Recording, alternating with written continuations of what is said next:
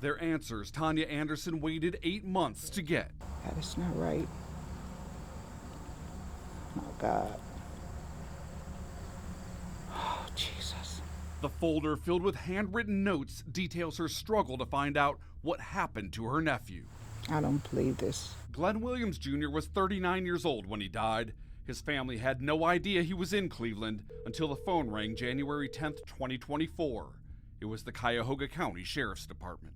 I was just devastated. I'm like, I can't believe they wait until he passes to call me. Anderson says her nephew lost both parents when he was young. Her mother stepped in to raise him, but died while Williams was in jail, leaving Anderson trying to piece together what happened to Williams despite roadblock after roadblock. I'm a type of person.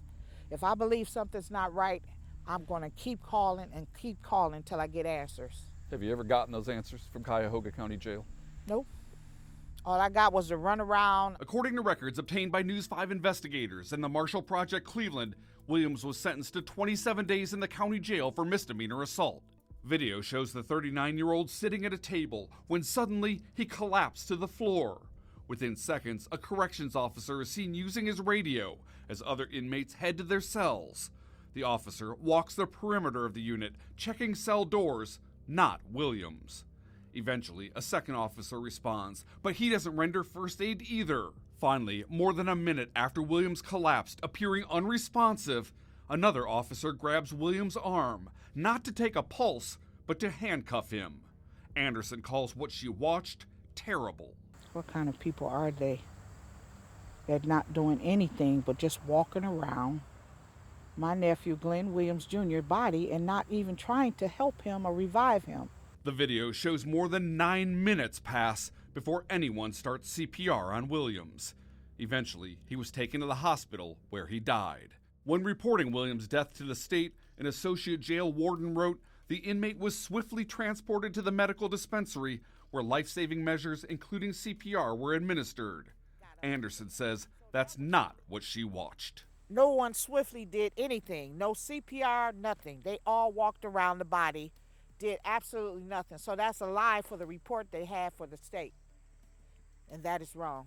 She's not alone in her criticism. We see a failure to deliver what would be considered adequate emergency medical care for Mr. Williams. Eric Yeager is a paramedic, EMS educator, and expert in emergency response. Did Cuyahoga County Jail employees that day give Mr. Williams the best chance at surviving this that he could have had? No, they did not. And it's not just Williams. Fred Maynard was in jail for failing to appear in court on a drug charge. That's him in the wheelchair in the video. Investigators say he was eating a peanut butter and jelly sandwich. Then you see him signal, something's wrong. A jailer walks over and begins trying to dislodge the sandwich caught in Maynard's throat. There's no audio on the recording, but the officer appears to ask for help. Within seconds, medical staff arrives. But after a minute of choking, Maynard's head falls back.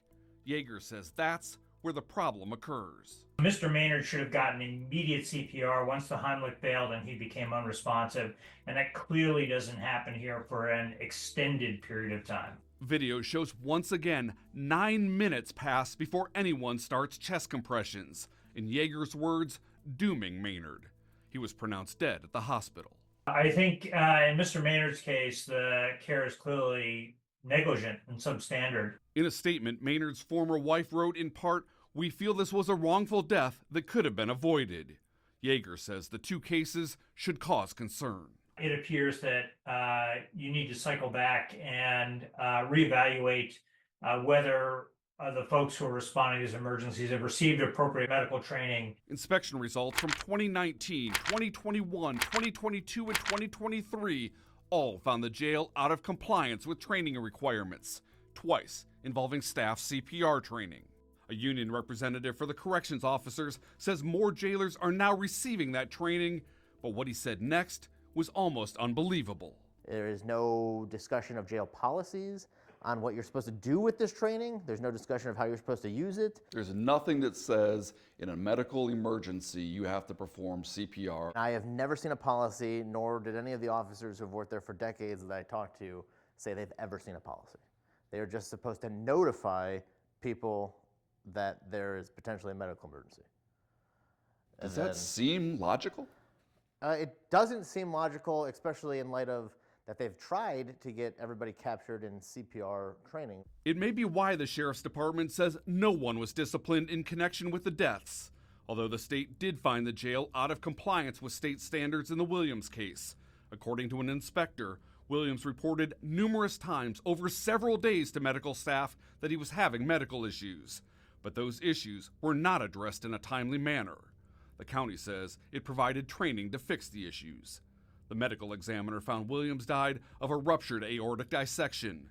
Experts call it a catastrophic cardiac event, leaving his family to wonder, what if help hadn't taken so long? Who's to know to say that he could have lived if someone would have took action to try to help him? You're a family of faith.